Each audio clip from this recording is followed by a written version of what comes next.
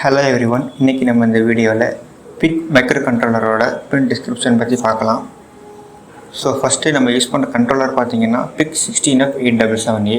இதில் பார்த்திங்கன்னா மொத்தம் 5 போர்ட்ஸ் இருக்குது. என்னென்னு பார்த்தோம்னா port A, port B, port C, port D and port E. So இதில் ஃபஸ்ட்டு பின் என்னென்னு பார்த்தீங்கன்னா MCLR பின் இருக்கும்.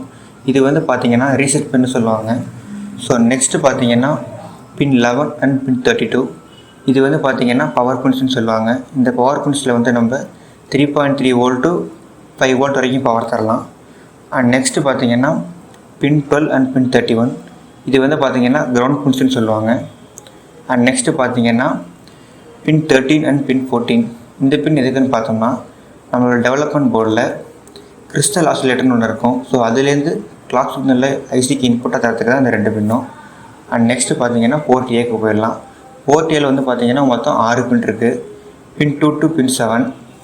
அண்ட் நெக்ஸ்ட்டு பார்த்திங்கன்னா போர்ட் பி. போர்ட் பியில் வந்து பார்த்திங்கன்னா மொத்தம் 8 பின் இருக்குது. பின் 42 பின் 33.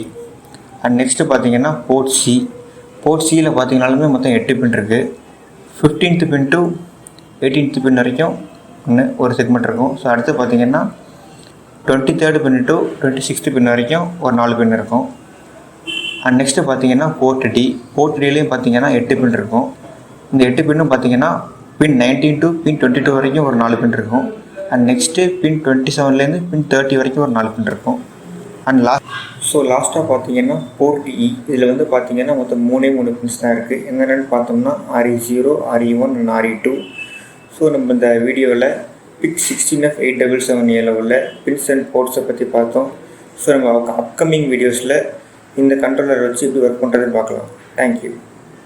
இந்த வீடியோ யூஸ்ஃபுல்லாக இருந்தால் லைக் பண்ணுங்கள், ஷேர் பண்ணுங்கள், சப்ஸ்கிரைப் பண்ணுங்கள். தேங்க்ஸ் ஃபார் வாட்சிங்.